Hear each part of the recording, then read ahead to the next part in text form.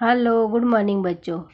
आज हम सीखेंगे स्टैंडर्ड 7 में हिंदी में पाठ तीसरा है सच्चा हीरा। ये एक कहानी है।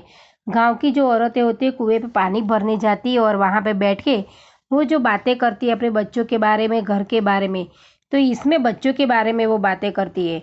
बच्चे ज्ञानी होते हैं पर कई कई बार उनका कर्म महत्व रखता है। ज्ञान होना अच्छी बात है, पर लेकिन वह आचरण में नहीं होते हैं तो वो निरर्थक हो जाता है। इस बात को रोमांचक तरीके से प्रस्तुत किया गया है इस पाठ में। सूर्य अस्त हो रहा था। पक्षी चहचहाते हुए अपने अपने नीड़ की ओर जा रहे थे, यानी कि नीड़ यानी कि माले की ओर जा रहे थे। गांव की कुछ स्त्रियां पानी लेने के लिए घड़े लेकर कुएं की ओर चल पड़ी थी। पानी भरकर कुछ स्त्रियां तो अपने घरों को लौट गई, परंतु उनमें से 4 कुएं की पक्की जगह पर बैठकर आसपास में इधर उधर की बातें करने लगी। जगत यानी कि जो कुएं के आसपास जो ओटला किया होता है उसको जगत कहते हैं। बातचीत करते करते बात बेटों पर जा पहुंची। उनमें से एक की उम्र सबसे बड़ी लग रही थी। वह कहने लगी कि भगवान सबको मेरे बेटे जैसा बेटा दे। मेरा बेटा लाखों में एक है। उसका कंठ बहुत मधुर है। वह बहुत अच्छा गाता है। उसके गीत को सुनकर कोयल और मैना भी चुप हो जाती है।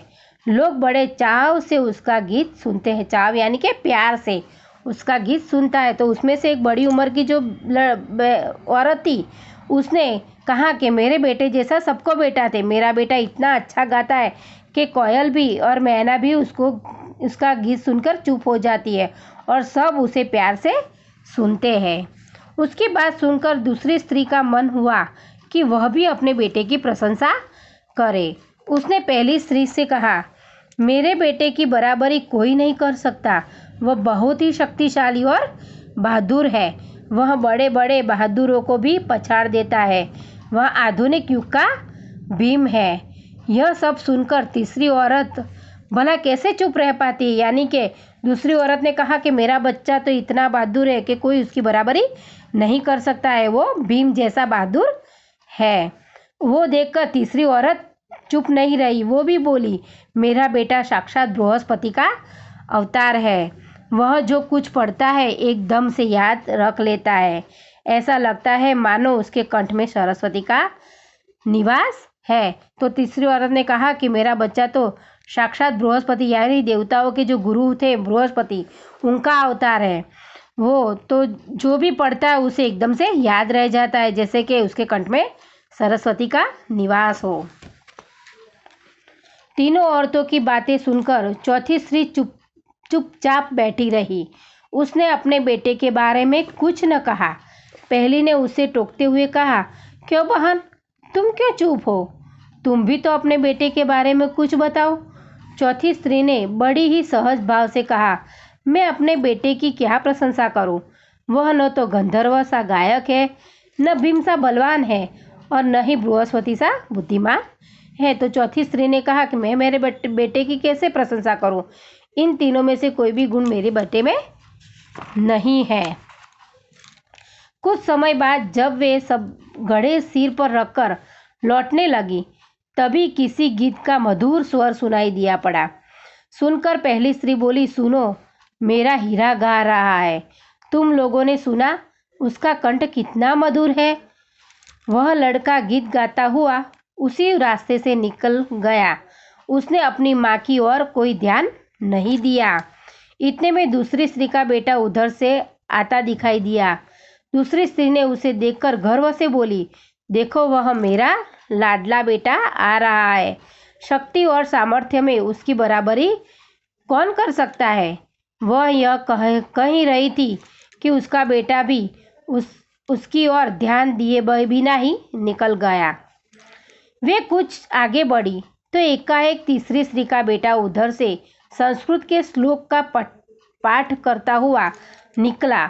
उसके उच्चारण से ऐसा लग रहा था कि मानो उसके कंठ में साक्षात सरस्वती विराजमान हो। तीसरी स्त्री ने गदगद स्वर में कहा, देखो, यही है मेरी गोद का हीरा। इसे कौन बृहस्पति का अवतार नहीं करेगा।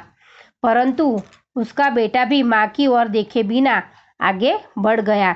यानी कि जब ये चारों स्त्री मटके लेके उस घर तरफ जा रही थी तो उन जो स्त्रियां थी जिसने अपने बच्चों के वखाण किए थे, वो तीनों बच्चों उनकी माँओं को देखे तो भी वो चले गए वहाँ से, कुछ भी कहे बगैर माँ को वो वहाँ से चले गए।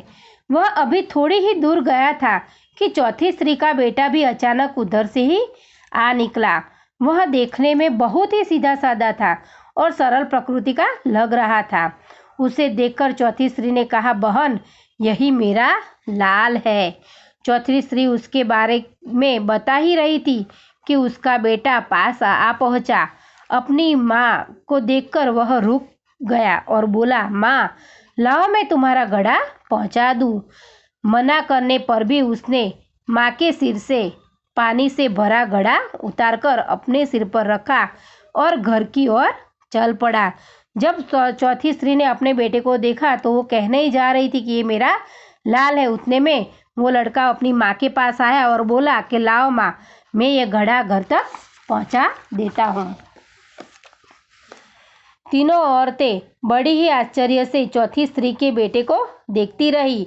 एक वृद्ध महिला जो बहुत देर से इन तीन औरतों के पीछे चलती हुई इनकी बातें सुन रही थी, पास आकर बोली, देखती क्या हो, यही सच्चा हीरा है। तो एक जो वृद्ध औरत थी इनकी बातें सुन रही थी और पीछे चल रही थी, तो उन्होंने कहा कि आप तीनों क्या देख रही हो कि जो बच्चा अपने माँ का काम कर रहा है वही सच्चा हीरा है। तो बच्चों, यहाँ पे ये पाठ पूर्ण होता है। ये शब्दार्थ आपको आपकी नोटबुक में लिखने हैं। बाय।